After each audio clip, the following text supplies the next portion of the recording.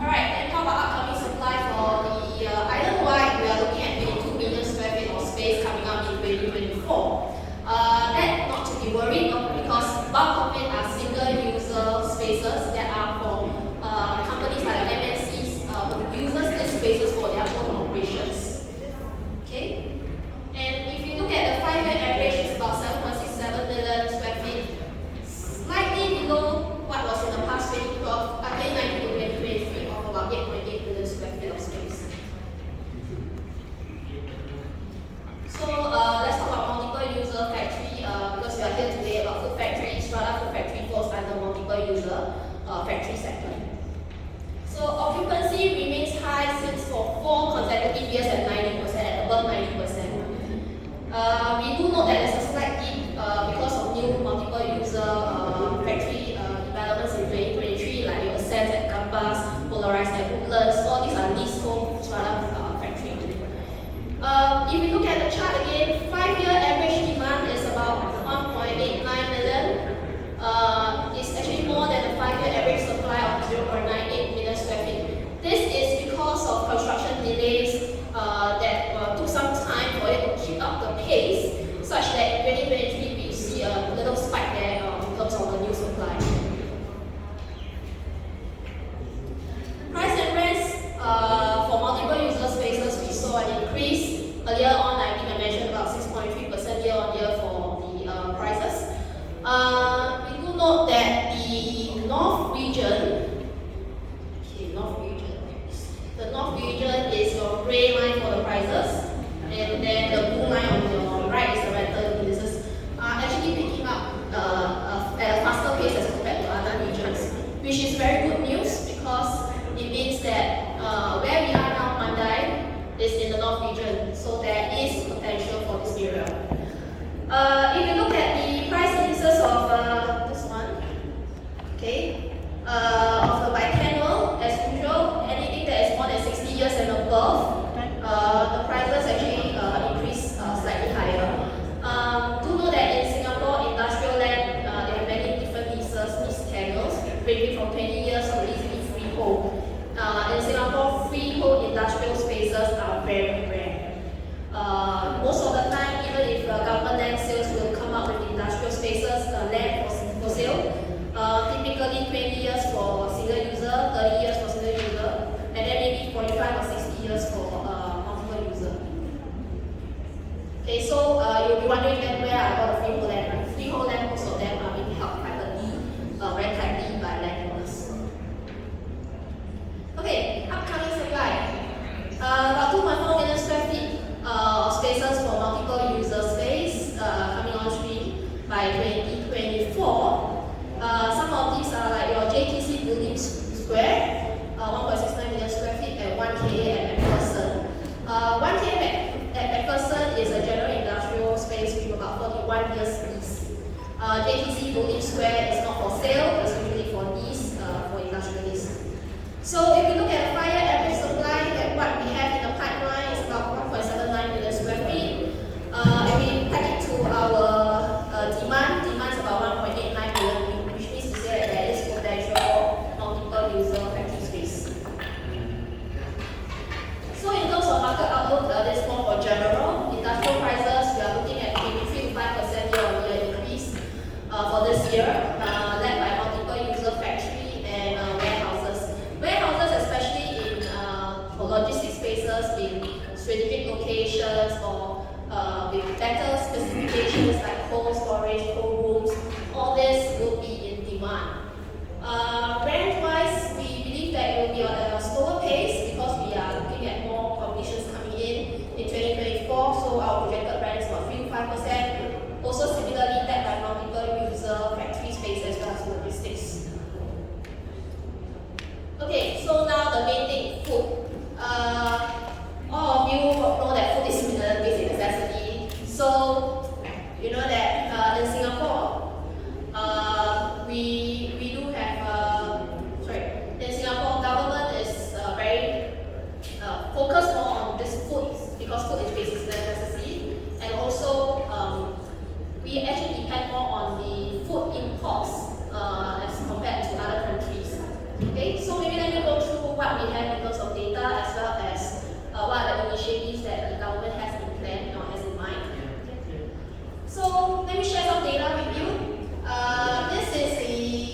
chart that charts out the various different industries in Singapore. I have here for my data is 2013 to 2022. Food and beverage falls under this category of food, beverage, and tobacco. And they are actually ranked number 2, top 2, in terms of number of manufacturing establishments in Singapore. Okay, just in 2022 alone, it forms a total of 14% of the total manufacturing establishments, and it has increased by 10.2% year on year from 2021 to 2022. I guess you all remember what happened in 2020. There was a pandemic, and that was when suddenly, you see a spike in online deliveries, because of restriction of movement, you can't go out to dine with your friends and stuff. So that would have led to this increase, right? Then there's another stat that we're looking at, the licensed non-retail food establishments. So non-retail food establishments refers to things like your food manufacturing spaces, your food production companies, your cold stores, your central kitchen. If you note that in 2012 to 2019, before the pandemic, we are looking at average 3.2% per annum increase in terms of the number. But if you look at 2020 to 2021 and 2022, we know that there's a 9.6% per annum and an 8.5% per annum increase. So as you can see that when I mentioned that it's a non-retail establishment, meaning that these are back end. They need to prepare food for you. They need to prepare food packaging. They need to process food. All these things before it can be delivered to the retailers or wholesalers or to your table. So this is something that we do note that there is this trend. So there's another stat that we look at, the online sales for food and beverage. Yes, we do see a spike in April 2020 where we have saw a 47.5% spike, as well as I think in July 2021 where we had another phase of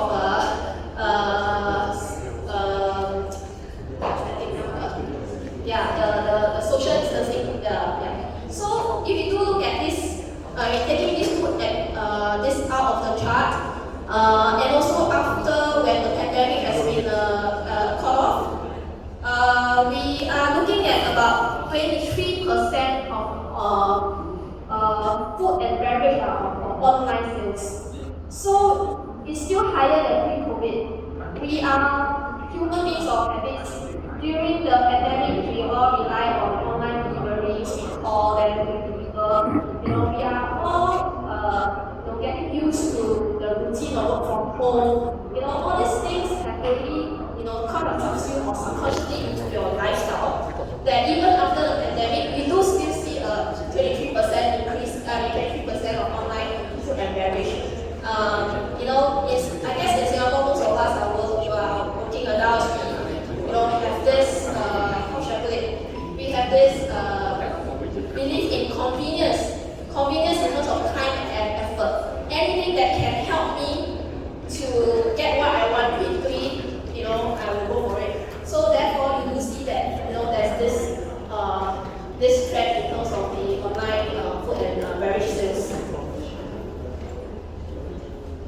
So having said that, you all must be curious about it. Then what does the Singapore government has in plan to help in growing these food-related industries in Singapore?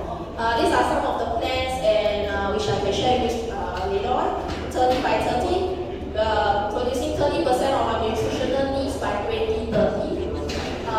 They actually refreshed the industry transformation plan after the pandemic, and then also some digital plan to help SMEs to digitalize and be more effective in their business operations. And also, this one is quite interesting, the development of Sungai Kadut Eco District, which is minutes drive from where we are today. I will talk well or more on it, and as well as this Northern Agri-Tech and Food Corridor.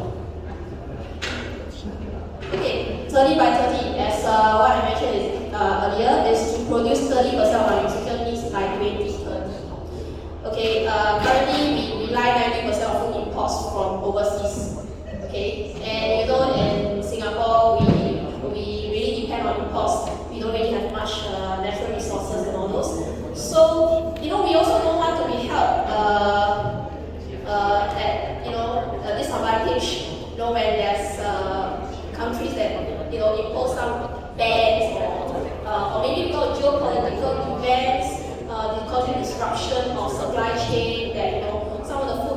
delivered to Singapore, or some of the resources will be delivered into Singapore. So we have this, the government has this goal of 30% of our nutrition needs by 2030. It's more for food security actually, because like what I say, you all know food is basic necessity. We cannot not have food for a long period of time. So this plan is to develop every food industry's capabilities as well as capacity with various initiatives that the Singapore Food Agency has.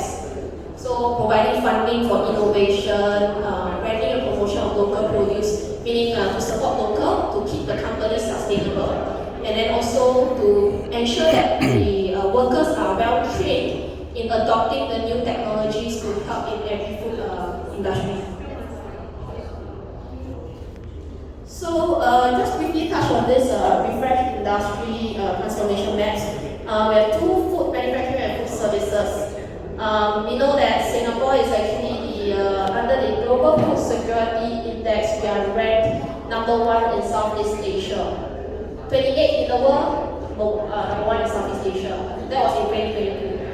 So this map actually, transformation map actually aim to transform the food manufacturing and food services industries through internationalization, through innovation. Innovation meaning to tap on our R&D capabilities to innovate and find more interesting solutions, and then also for internationalization meaning to grow outwards as well, to make sure that our regional home brands are brought across globally, so that they can also run the business sustainably, and also to network with foreign parties, foreign researchers to come up with more innovative ideas that could help all of us.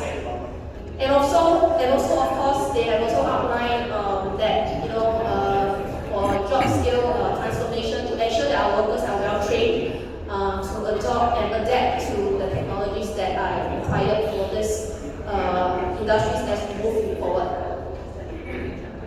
Okay, so this is the digital plan. Digitalization, we all know that the government has been pushing for this. So, with this plan, it helps the SMEs on how they can, facilitate them on how they can adopt technology to help them in terms of their business operations as well as being effective in their operations. Okay, Sungai Kadut Eco District is the first eco district in Singapore. It is right away from here. 500 hectare of district that has 4 precincts, timber, metal, recycling, every technology. So the first phase of development of every food innovation park is an 18 hectare space where they are inviting co-locating, prototyping, R&D capabilities about every food and aquaculture technology in this area. So this is still is a master plan. This is something that we have that the government is having in mind. There are actually some developments there. I think Crunchy Green and Trend Space is there. Yeah, and this place is quite. You will be thinking like, oh, is this like one of the business park? You don't have to worry because there's a Sungai Kadut MRT station is upcoming in mid-2030s. So this whole area is likely to be transformed into a more vibrant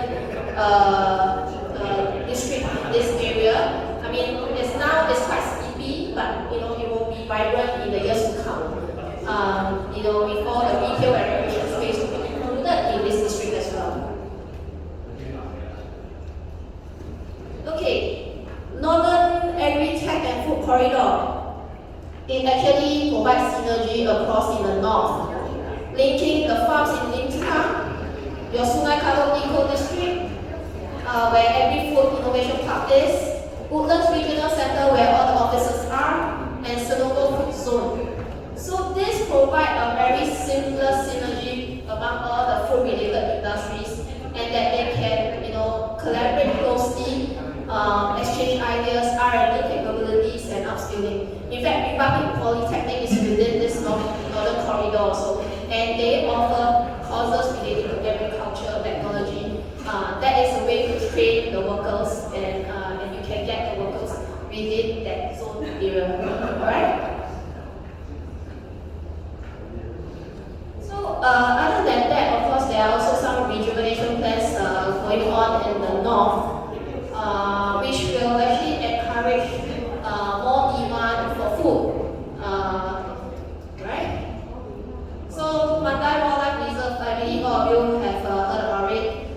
They are going to have an eco resort coming up in 2025, and JTB Corp recently also signed an MOU to promote this destination to Japanese tourists. And most importantly, the growth in tourism expenditure, especially F&B in recent years, have increased quite a lot ever since the borders have been reopened. And you know, with Taylor Swift coming for 6 days, I think they are brought in. She's bringing a lot of revenue expenditure for Singapore. Of course, there's another development plan that is in the works. Is the redevelopment of Turf Club. Alright, not much details. Just that Turf Club is going to cease operations by 2027, and it's likely for housing for the site, the racecourse site. And MND is still studying on the potential land users that could include leisure and recreation. So having food factory in Mandai within the Northern Agri Tech and Food Corridor, currently is just above. You know, it's like what I said earlier, Singaporeans, we want convenience, we want timeliness, we want fast. So the food factories in Mandai area would be able to kind of deliver things quickly to this location. We can't even, like say, we order something in the north, and then we expect something to deliver from the east, for example, or the south to reach you within minutes. So, having said that, Mandai near Sungai Kadut area is quite a very strategic location in terms of growth area. Okay, just now I touched on a bit about this F&B's expenditure.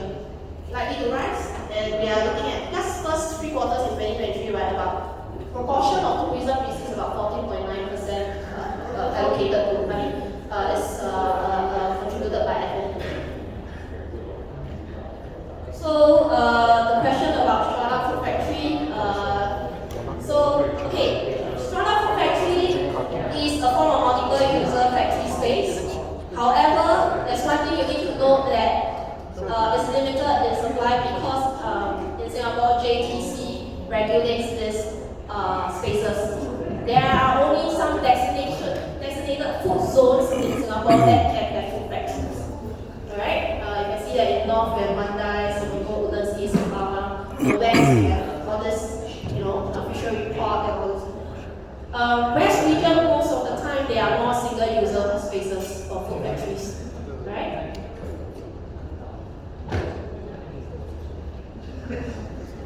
So now we look at the transacted prices of Strata Food Factories based on what I can capture from 2014 to 2023. I think there are more developments there, but I think it's not captured here. So we do know that they are trending upwards gradually. Limited supply in certain locations, you will see that there are few transactions over the years. If you look at I think from 2020 onwards, you do see that there are some, the general trend is going up. You do know that some that came down and stuff is because they are larger units sold transacted at a lower per square foot basis. It's not because of other reasons.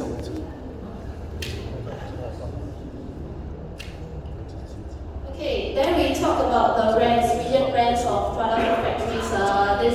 This is what I've gathered from 2023. Median rents between all the four quarters.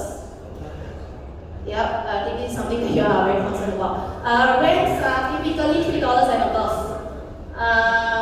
Jurong Food Hub is at $3.09. This development is actually a very, I would say it's very old, but I think it has less than 10 years of tenure in this property, and they are commanding at $3.09. These have been developed before the pandemic, when our requirements have changed since before So industrial spaces, new builds like city Foodnex, all this would have factored in this demand for newer, for specs that can cater to newer demand like cold storage, cold rooms, and all those. So so they would most likely be able to perform better because of specs. Industrialists or tenants that look for industrial spaces usually are more focused about the specifications and as well as location. So yeah. Okay, upcoming supply. These are the island-wide upcoming supply as of Q4 2023. The north area, the north area where it's near the causeway, where it's near the Sungai Kadut Eco District, we do see some interest in some supply here.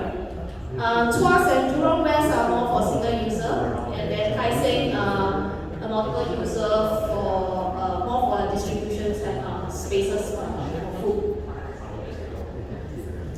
Okay, coming to the end of my presentation, some key takeaways, something for you to think about. First of all, changes in consumer behavior, convenience. We are looking at convenience. We are relatively, I would say impatient, but more like we want things quick.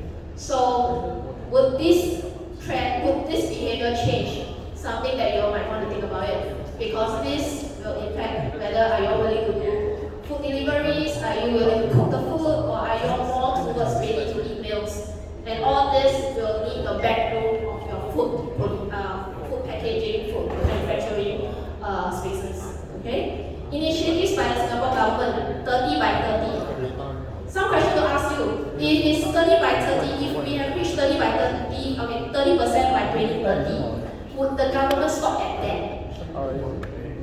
Take this into consideration. They would definitely want more, correct? And what would that mean translate to? They would want more. They will need more of this food manufacturing, food producing, industries, and they would want them to succeed. And in Singapore, we don't really talk about keeping competition, ahead of competition. So there's something to think about also. Growth areas. Of course, with all the initiatives, we must have infrastructure. We have Sungai Kadut Eco District. We have the northern agri-tech and food corridor. All this. These are actually helping, providing help to industrialists on these spaces and to provide innovation and collaborations. So, yeah. And then also, lastly, limited supply of freehold strata food factory.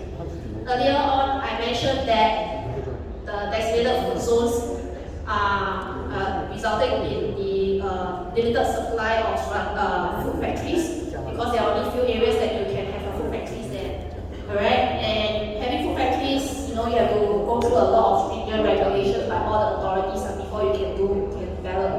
So, if we are talking about freehold, that's also a very rare thing for industrial. So, if we are talking about building specs, all the building specs that allow you for doing automation, to have cold storage, cold rooms, new builds like city Foodnex, all this, we have catered for that. And so